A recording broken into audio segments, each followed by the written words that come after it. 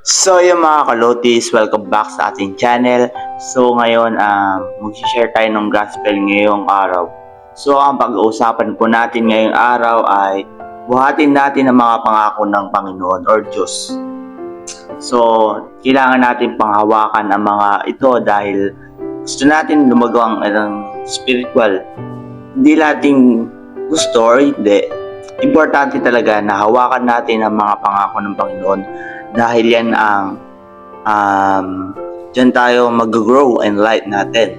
So hindi na kailangan natin na gawin lahat ng ito dahil ikabutin ng ating puso dahil mahal natin ang ating Panginoon. So iba't iba naman tayo ng religion is ang importante ay makarinig tayo ng salita ng Panginoon. So ang ating pag-uusapan pala ay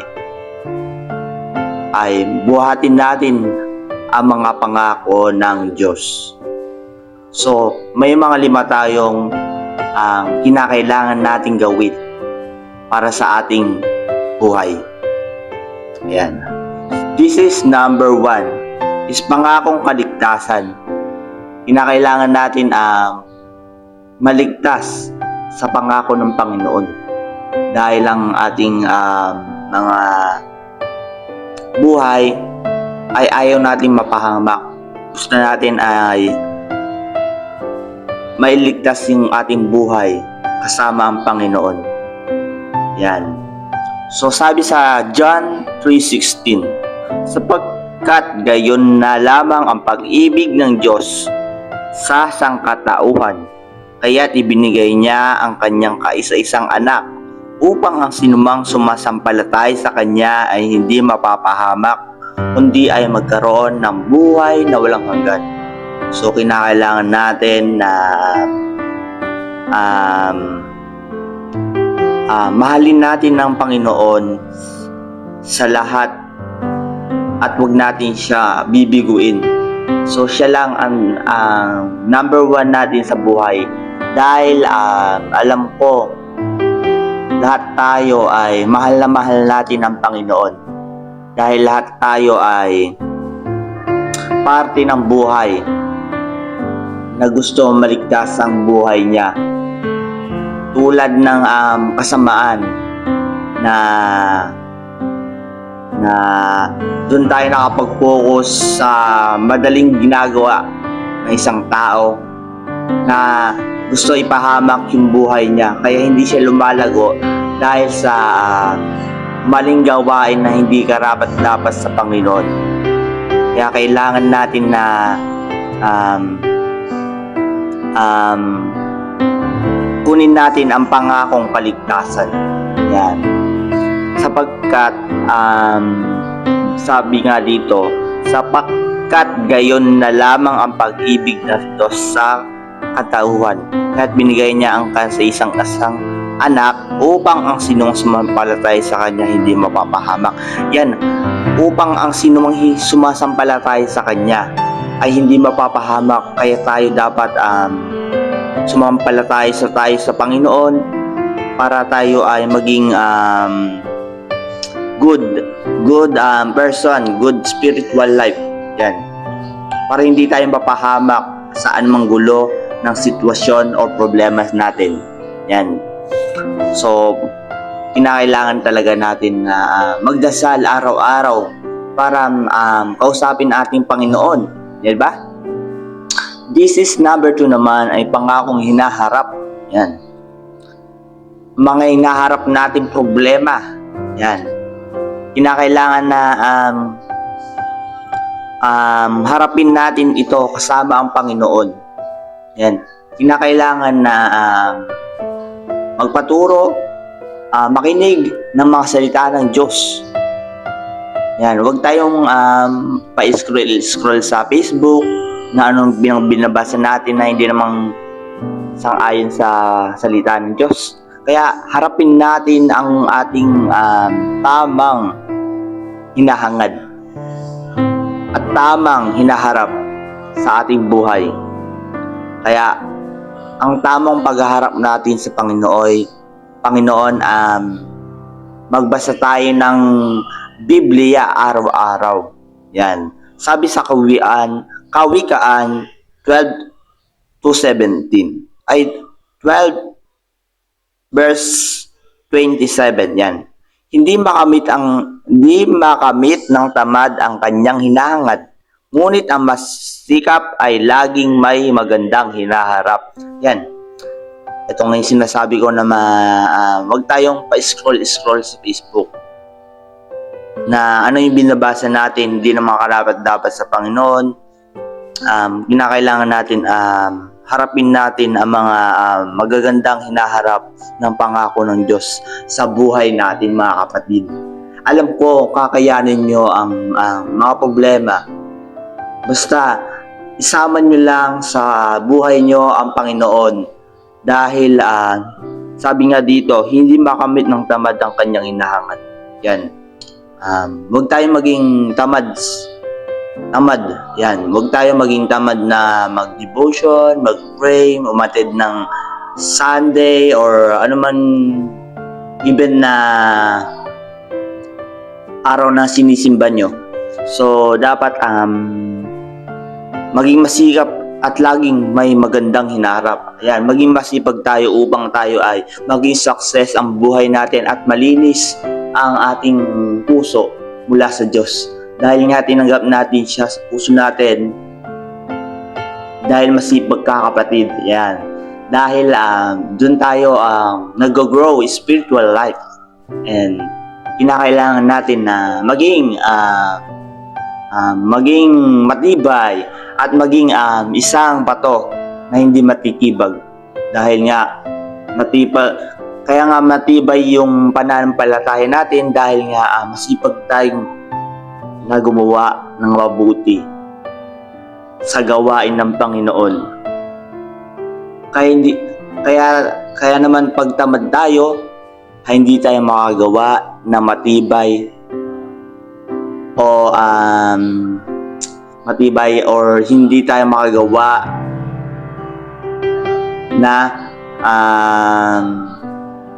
matibay. Basta yun. Sorry po.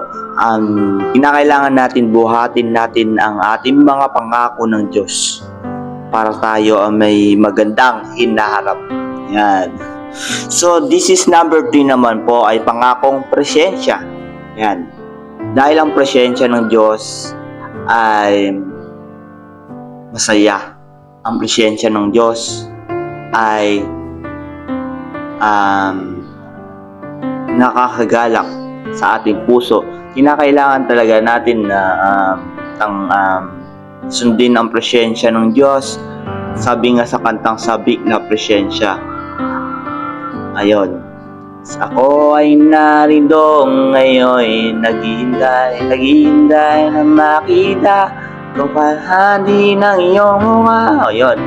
Dapat maging tayo, tamang pangako, hindi yung pangakong di natin gagawin. Dapat kinakailangan na gawin natin ang pangakong presensya. Yan. Sabi sa Exodus 33 verse 14. Yan. Ang pinakatahimik na lugar na maaari mong puntahan sa tuwing may problema at pagsubok ka ay ang presensya ng Diyos. Sa presensya niya ay may kapahingahan. Yan. Kinakailangan natin na puntahan ang mga problema. Pag may dumadating na problema sa atin, pagsubok,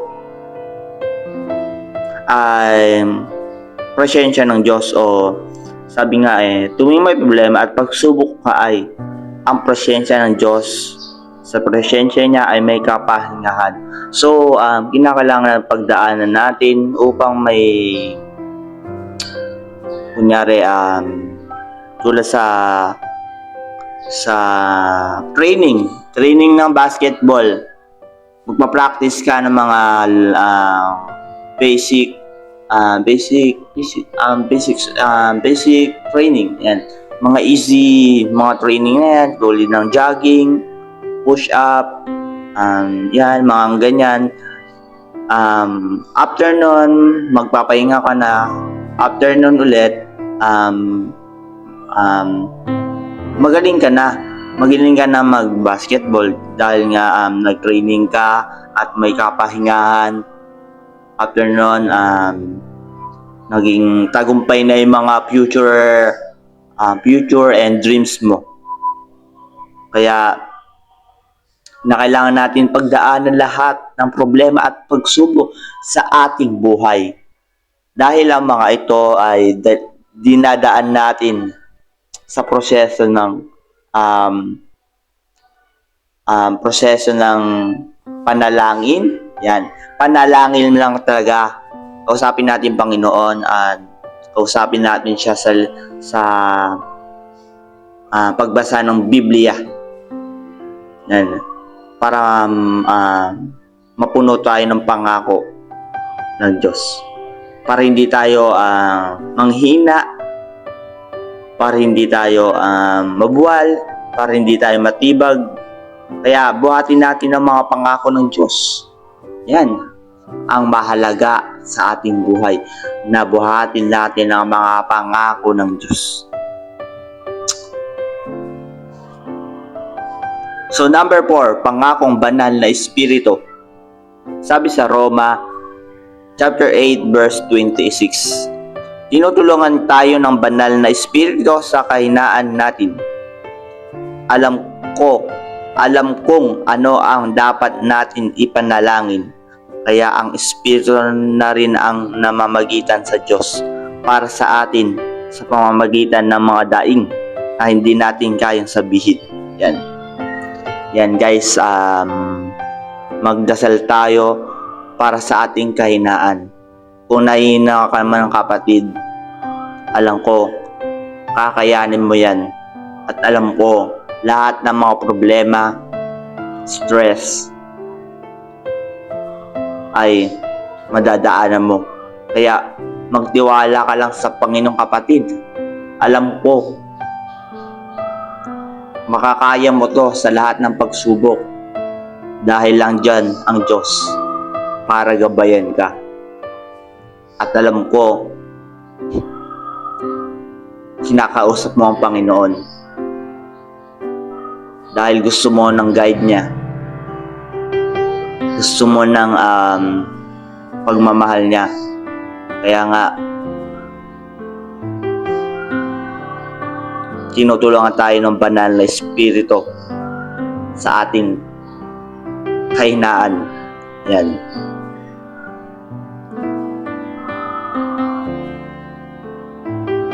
Sa mga hindi natin kayang sabihin, kausapin mo si Lord sa iyong panalangin. Guys, sinasabi ko na mga ito dahil gusto ko marinig nyo ang mabuting balita ng Panginoon. Hindi ako nagbablog dito para magpasikat na magaling ako magsalita, magaling ako mag-share, magaling ako mag-edit. Importante kasi sa lahat ng mga manonood ay makinig ng salita ng Diyos para punong-puno sila ng pananampalataya sa Panginoon. Dahil lahat, alam ko, yung mga ibang tao, hindi pa nakarinig ng Word of God. Ito nang tamang panahon para pumunta kayo sa channel na Lotus TV. Dahil ang Lotus TV ay hindi kayo pababayaan sa lahat ng problema. I-comment nyo lang kung ano yung mga problema nyo at ipagdadasal natin araw-araw yan. Alam ko, may mga problema tayo sa buhay natin na hindi natin ina-apply sa panalangin. Kaya samahan nyo ko mamaya. Ipanalangin natin ang mga problema nyo o mga pagsubok na dinadaanan nyo. Yan.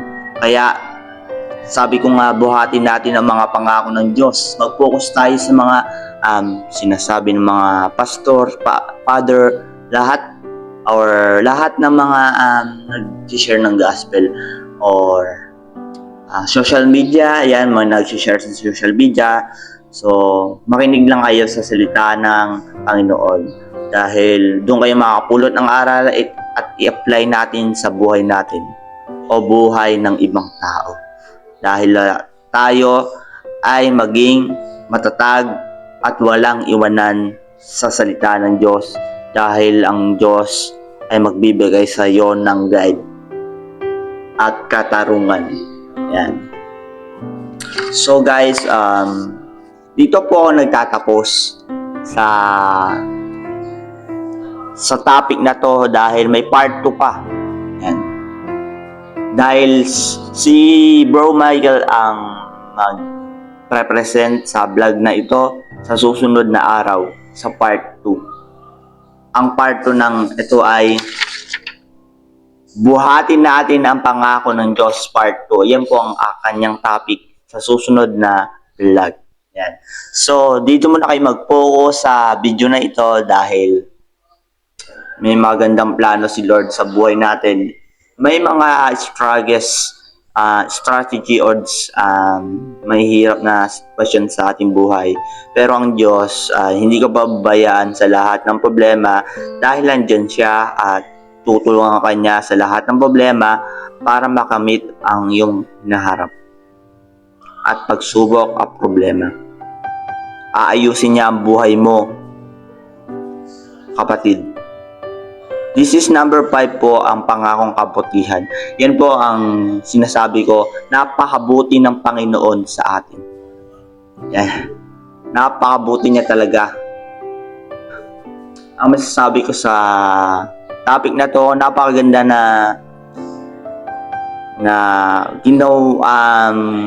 ginamit ako ni Lord para mag-share sa ibang tao.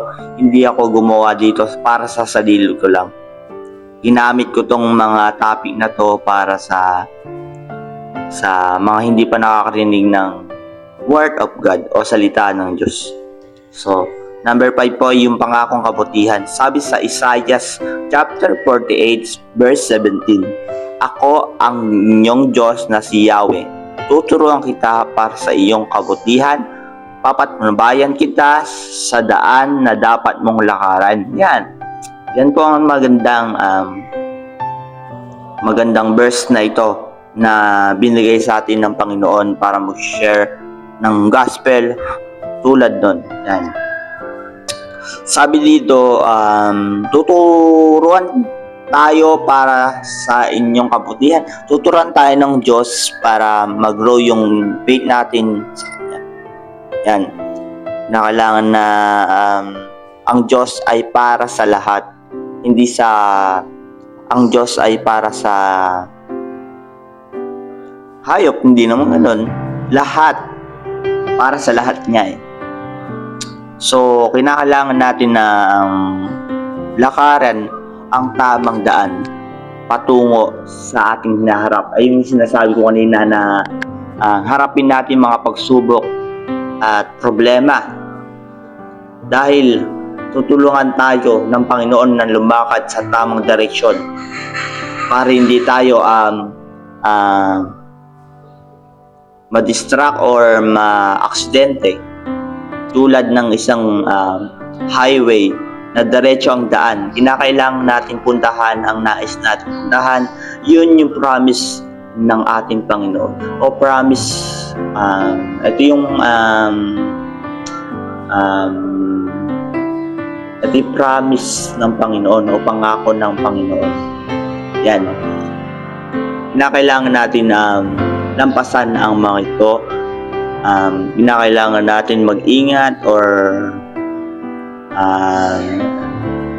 maging magaling o mag-focus tayo sa dinadaanan natin tulad ng mga problema natin. Focus tayo sa mga pagsubok. Tulungan natin yung sarili natin i-apply natin yung mga natutunan natin sa mga sinasabi ng salita ng Diyos. Yan. Alam ko, makakain nyo lahat ng mga ito dahil paulit-ulit ko na sinasabi na ingatan tayo ng Panginoon dahil nandyan siya sa ating paligid or sa ating mga lugar na saan tayo pupunta. Nandyan ng Diyos para i-guide or tutulungan talaga tayo na maging successful. Tayong tinatawag na successful disciple. Tayo po ang disipulo. tayo po ay alagad ng Diyos. Yan. Hindi tayo inuulila ng Panginoon. Hindi tayo pinapahirapan ng Panginoon. Gusto niya lang kasi maging success yung buhay natin, maging maayos. Ganon. Gusto niya mahalin natin siya. Gusto natin na oo, mahal niya tayo. Oo, mahal natin siya. Dapat gawin natin ang mga pangako niya. Sundin natin ang mga nakasulat sa Biblia, lahat ng ito. Yan. And yan ang mga 5 pangako niya na kinakailangan natin na kaligtasan, kinakailangan natin pagdaanan ng ating hinaharap, kinakailangan natin ng pangakong presensya, pangakong banal na espiritu at pangakong kabutihan. Yan po. Buhatin natin ang mga pangako ng Diyos. Huwag tayong mahirapan na buhatin ang mga ito dahil alam ko, makakaya niya lahat ito. Kasi nandyan ng Diyos, tutulungan ka niya sa mga gawin natin. So, yun lang po, and God bless. So, ipag-pray po pala yung mga problema na mga manonood natin dyan sa Luzon, Visayas, Mindanao, sa buong mundo, mga nakakanood dyan. So, guys, tayo po ay pumikit at manalangin. So, Panginoon, sa araw na ito, Panginoon, araw-araw niyo po kaming gabayan sa lahat ng mga problema namin, Panginoon. Panginoon, kinakailangan po namin ng guide niyo, Panginoon, upang kami ay maging success, Panginoon. Panginoon, tulungan niyo po kami sa lahat ng mga problema, pagsubok sa aming gagawin, Panginoon, lalo sa mga kabataan pa nahihirapan, Panginoon, sa kanilang pag-aaral at may mga trabaho na, Panginoon, ay tulungan niyo po ang kanilang business, kanilang negosyo, or anuman trabaho, anumang trabaho namin, Panginoon, o trabaho nila, Panginoon, tulungan niyo po sila maging successful, tulungan niyo po sila maging good ang kanilang spiritual life, Panginoon. Ikaw lang po siyang manguna sa kanilang buhay, Panginoon. Panginoon, tulungan niyo po ang aming pamilya na maghanap ng pera, Panginoon, or ang kanilang mga pagkain, Panginoon, upang sila ay maging malakas sa kanilang spiritual life, Panginoon, at sa physical life nila, Panginoon. Panginoon, tulungan niyo po ang aming pamilya na ilayo sila sa pahamak, Panginoon. Panginoon, dinadalangin ko lahat ng mga ito, Panginoon. Panginoon, sa mga manonood, Panginoon, gabayan niyo po sila, Panginoon, at tulungan niyo po sila magbagong isip nila, Panginoon, na sambahin at tulungan niyo po sila na makalapit sa Panginoon. Panginoon, sa YouTube channel namin, Panginoon, konti man o malaki ang aming subscriber, Panginoon, pero salamat, Panginoon, na tinatanggap niyo po ang aming problema, Panginoon, dito sa social media, Panginoon. Ikaw lang po siyang mauna sa aming buhay, Panginoon. Ito lang po ang samot dalangin sa pangalan na aming tagapagligtas. Amen. So, yung mga karotis, maraming salamat po sa inyong suporta, and sana suportahan nyo kami kahit wala kaming subscriber, wala kaming views. Yung importante sa amin ay makinig kayo sa salita ng Diyos, or sa maraming video na ibabahagi namin sa inyo. At maraming salamat mga pala sa views ng Batang Quiapo Parody Season 5 The Last. Yan po, maraming salamat po, kahit dyan po kami ay natutuwa sa inyo dahil po may mabuting puso, may mabuti kayong gawain para sa aming problema. At tutulungan po namin kayo na maging successful sa inyong buhay, at i-apply nyo po ang mga salita ng Diyos dito sa problemang ito. at i-share niyo po sa iba yung mga hindi pa nakakarinig ng salita ng Diyos, sa mga pamilya, kaibigan, classmate at katrabaho at ano pa. Kaya maraming salamat po sa inyong panonood. And muli, thank you and God bless. Bye-bye.